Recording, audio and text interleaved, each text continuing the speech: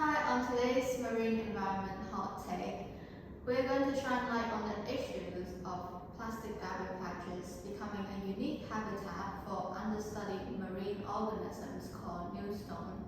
Newstone is a group of organisms that lives on the surface layer of water. Recent studies have found that plastic gathered in the garbage patches could be a positive. This topic is controversial, and let's dive more into it and gain a better understanding. I would like to welcome our two guests who are experts on this matter. So how did they come about, and what is the extent of the issues? So the Great Pacific Garbage Patch is the largest patch of marine debris in the world, and it's made out of mostly plastics. Researchers from the Ocean Infinite Project claim that this patch covers 1.6 million kilometers and consists of about 45 to 129,000 metric tons of plastic as of 2018.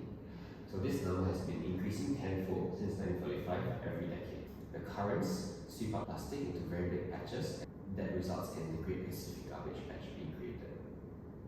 So Angelica, can you tell us more about what are newstones? So I think as you mentioned earlier, newstones are these creatures that inhabit primarily the surface of the sea, and they consist of, I think as of now, about 20 known species.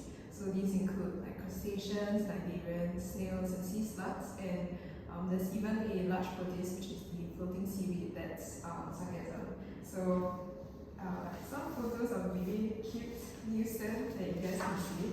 So this is the By the Wind sailor, floats on top of the sea.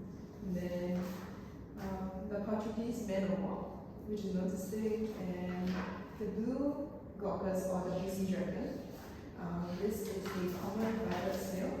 And lastly, as mentioned earlier, sargassum. I think largely the effects of newstone, despite being an integral part of the ecosystem, is not really well known. But there are a few known benefits. So one very big thing is that newstone actually play a huge role in the ecosystem. So they are key ecological links because they inhabit this place that's like in between the sea and the sky.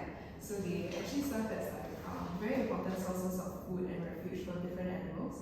So for instance, on the side of the sea, you have things like sea turtles, such as the olive ridley, green turtles, and loggerhead turtles that also consume newstone as part of the diet. And actually, the loggerhead turtles in particular, on their trans-Pacific migration, they do consume newstone as like quite an essential food source because they usually have to traverse like long patches of the ocean with like no islands, so these newstones are actually like quite critical food sources for them.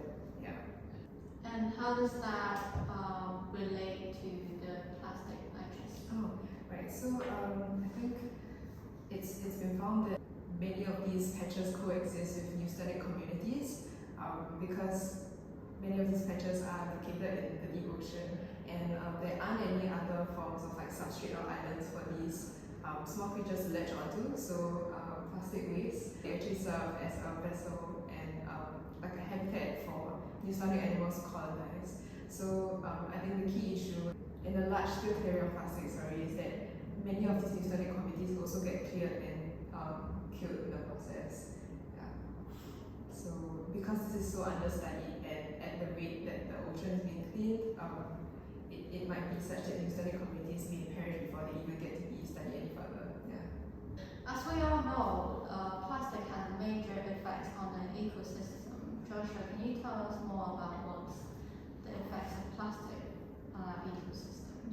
So when plastic is in a large body of water such as the ocean or rivers, they can degrade by rubbing against each other, and this results in lots of microplastics being released into the ocean. And research is ongoing, but there are many effects of microplastics that are not sure of yet.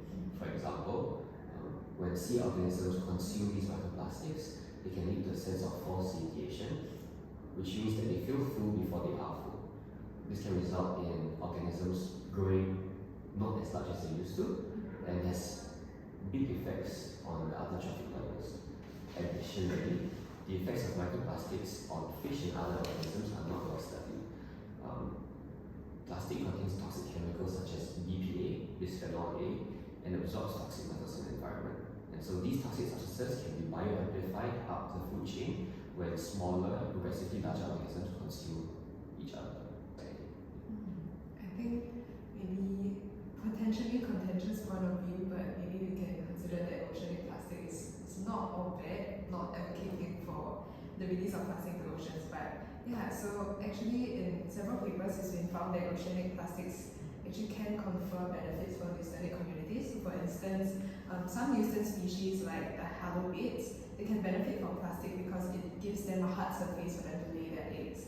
Yeah, and larval fish and other juvenile marine animals may also shelter around plastic debris while they are still in their growing stage, so that plastic debris actually offers them sources of food. There's also been analysis of this phenomenon that is ocean rafting. So ocean rafting actually is a process that occurs quite naturally, usually using natural rafts. So natural rafts mean they come from natural origins, so things like seeds, trees, seaweeds, or pumice. Yeah, so usually these oceanic rafts, they help to transport certain marine organisms from one location to another. And however, they only occur like very temporarily because they're biodegradable, and there's quite like episodic and like irregular raft availability. Plastic rafts actually give a more permanent opportunity for coastal species to transit ocean basins, and they do serve as a new long-term enduring habitat to colonize in the open ocean. So I do believe that it's a phenomenon that we should study in greater depth. So I do have a question for Joshua. What are the current methods for plastic removal? So currently, as we've mentioned before, the Great Garbage Patch is spread over a very wide area of ocean. So what we've been doing is we've been taking two boats and attaching a very long net to it, and at the end over here, there's a little collection point. As the boats move, the plastic will be collected into these collection points. We maintain a relative quicker speed than the plastic are floating at, so that all the plastic is collected into the nets, and once the system is full, we transport it back to the boat, and that's how we can kind of eradicate some of the plastic that's in the ocean in a major way. I think it's important to note that we are also doing ongoing research while we're doing this. So before and after the ocean cleanup occurs, we do ecological studies. So we make sure that the area is not so heavily affected by our removal of plastic. So Angelica, as an expert for Newstone, what kind of advice would you give organizations such as the ocean cleanups on their methods of removing plastics? Well, I recognize the scale of oceanic pollution in the large ocean and the sense of urgency to need to clean it up quickly. I think slightly more thought has to be put into the methods that we go about doing the cleanup. Because I think, according to Rebecca Helm's studies, she actually found that there were certain pictures released by the ocean cleanup that actually had hundreds of neostatic animals found in the kind of like trough of plastic waste that they had fished up. Yeah. So there is another organization called Ocean Voyages Institute. So the method at which they use to clear the ocean of plastic is slightly less invasive. So what they do is that they give out geolocating tags to volunteers that pass through the Great Pacific Garbage Patch. So these volunteers actually use the geotags to tag pieces, like large pieces of debris like ghost nets, unused fishing nets that are like floating aimlessly through the ocean.